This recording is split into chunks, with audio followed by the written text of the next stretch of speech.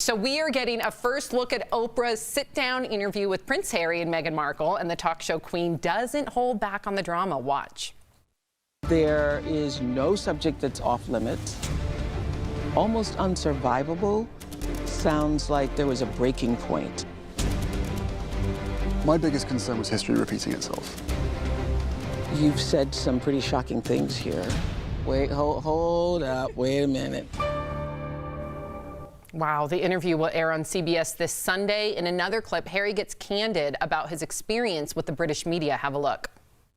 You know, for me, I'm just really relieved and happy to be sitting here talking to you with my wife by my side.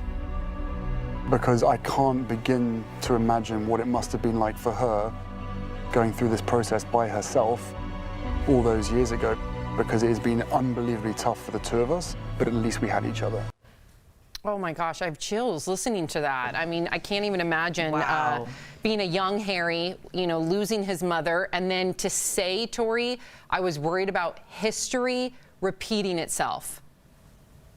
I just have to say this, the Earl of Spencer, this is Princess Diana's brother at the eulogy. He said this at the very end. He said, Diana means in Greek gods, it's the huntress. And in the end, Diana was hunted down and she was killed. And I never forgot that. And I think people kind of forget the combination between Harry and his mother. She had zero, she had no one. The press was even worse, and they murdered her. I think there's some PTSD there that I don't want to ascribe because I'm not a clinician, but there's got to be a true phobia there. There's got to be some deep fear there. Where's Don Cheadle when you need him? Yeah. That was a good point. That was a good point. That was a good point. Listen, I'm with Tori on this one. I totally agree with what she's saying, all jokes aside. I was one to make fun of Harry and Meghan, right? I'm like, I don't even care what they're doing. I'm really interested in this interview. I really want to sit down on Sunday and see what they're all about and just hear from their point of view. So I changed my mind about them, and Tori's right. The media has a big part of his life. He lost his mother because of it, and now he's speaking about it. So it's very interesting. Jeff, I think you might be changing your mind, as am I, because we're no longer getting the media's narrative of who they are, but we're getting it directly from them.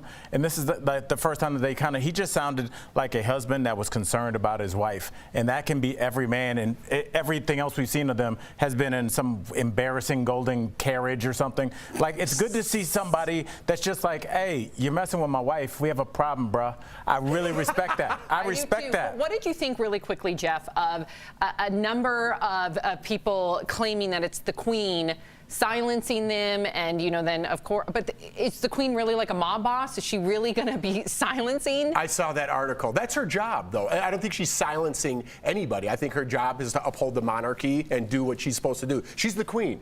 You got to, you know, drop the hammer a couple times. You know what I mean? It is hard to be in charge, and for as much as Harry and Meghan did decide to exit, a lot of the planet enjoys the royals, and so she's got to be in control of that.